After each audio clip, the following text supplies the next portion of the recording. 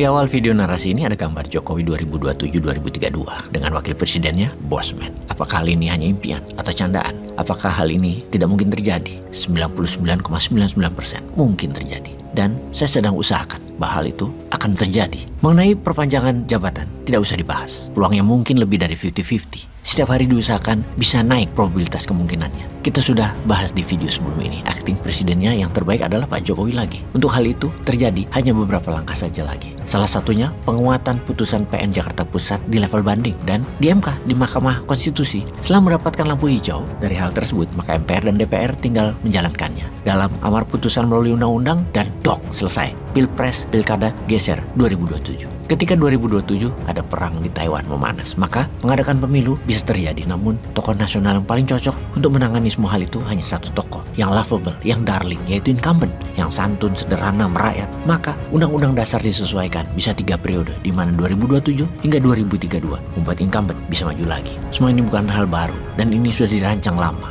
Apa salah? Ya tidak, sama sekali tidak salah. Apakah melanggar undang-undang? Tidak melanggar kalau undang-undangnya diubah. Coba kita pikirkan cara strategi tadi untuk menjabat lama. Semua bisa dilakukan di Wakanda ini, dan berita baiknya adalah kira-kira mau nggak nanti pakai MMT kelolaan ekonominya? Maka tidak ada kata tidak mungkin, mungkin saja. Makanya Bosman paling getol bukan membicarakan politik, namun mengingatkan sahabat Newman bahwa siapa mau memimpinnya selama akan membuat rakyat sejahtera, sentosa, makmur. Mengapa dimasalahkan? Yang kita pastikan adalah bagaimana caranya memakmurkan negeri dan membuat keadilan ada di setiap kebijakan yang pro rakyat. Rakyat jelata sampai yang atas semua mendapatkan keadilan dan kebenaran ditegakkan. Selama bernegara yang benar, yang menang, indah kehidupan itu. Kita ke Erdogan di Turki, Xi Jinping, Putin. Mereka adalah pemimpin yang telah lama berkuasa dan akan mempertahankan selamanya. Putin bahkan merancang sampai 2036 dirinya sebagai the great ruler, mengembalikan kejayaan Tsar Alexander the Great. Seperti halnya Erdogan bermimpi mengembalikan kejayaan Ottoman, dan Xi Jinping mimpinya menjadi Kaisar Han yang menyatukan seluruh Tiongkok kembali menjadi pusat dunia. Trump pun akan melakukan hal yang sama di Amerika. Dia akan balik lagi nanti di 2024, dan mungkin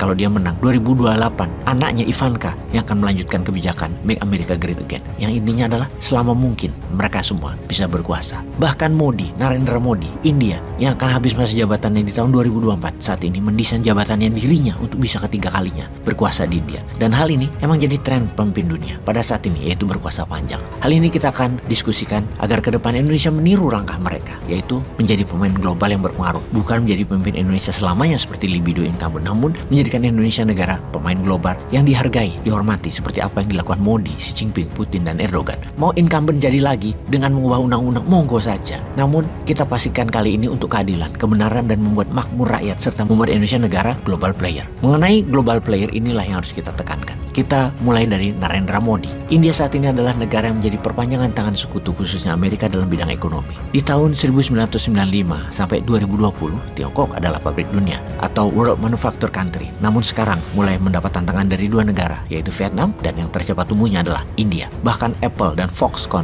mulai alihkan yang ada di Tiongkok ke India. Dalam 3 tahun ke depan, pengalihan industri khususnya chip dan manufaktur dunia mulai dibangun di India besar-besaran, dialihkan oleh sekutu barat dan Amerika ke India. Coca-Cola, Nike, Samsung, dan banyak lagi mulai membangun pabrik, juga mengalihkan pesanan mereka yang biasa ke Tiongkok mulai diberikan ke India. Dunia usaha agaknya serius menganalisa perang dengan Taiwan. Kalau hal ini terjadi, maka dunia usaha akan berpengaruh, dan yang terlihat aman adalah India. Walaupun dalam hati kecil Bosman, kok nggak ke Indonesia sih? Kemana aja nih strategi geopolitik Indonesia selama ini? Sekali lagi, harusnya Indonesia. Tapi mengapa India? Cara semangat kerja, India adalah orang yang sangat buas masyarakatnya. Secara ilmu, keterampilan bahasa Inggris, India lebih mumpuni agaknya dilihat oleh pengusaha dunia. Secara politik luar negeri, India pintar bermain sebagai non-alignment country. Juga India punya keuntungan sebagai negara Commonwealth, wilayah jajahan Inggris itu, dimana ketika Tesla dan beberapa perusahaan tidak jadi ke Indonesia malah ke Malaysia, adalah sebuah langkah politik jauh lebih dominan daripada langkah ekonomi, karena efek Commonwealth tentunya. Juga kepindahan banyak dunia usaha besar dunia ke India adalah langkah politik. Itulah mengapa kita berkali-kali mengingatkan langkah ekonomi bernegara kita akan kempes kalau tidak memahami geopolitik dunia. Sungguh,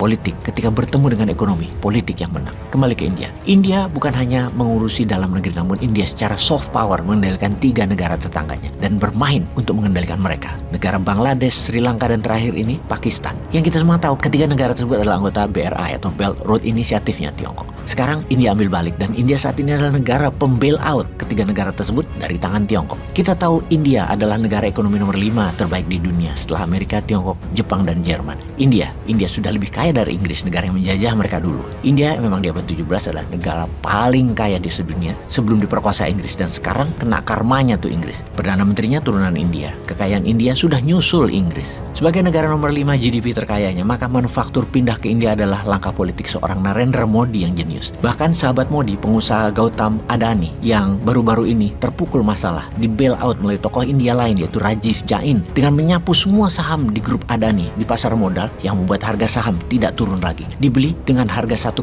miliar dolar atau 30 triliunan rupiah. Sebuah strategi kelas dunia mengutamakan kekuatan dalam negeri untuk membangun negeri. Bahkan teks amnesti Narendra Modi oleh Ibu Menteri Sri pun ditiru plek Narendra Modi. Tapi efeknya tidak seperti Narendra Modi. Di awal jabatan Modi di kabinet pertama di tahun 2015-an, Modi melakukan teks amnesti di India yang membawa banyak uang India balik ke India dan menjadi dasar membangun infrastruktur India yang membangun pakai kekuatan dalam negeri India sendiri. Istilah kata nih ya, India bangun pakai 11.000 triliun uang yang ada di kantongnya Modi. Jadi sektor real beneran. Sahabat, semoga paham kiasan info kali ini dan semoga bermanfaat. Peace.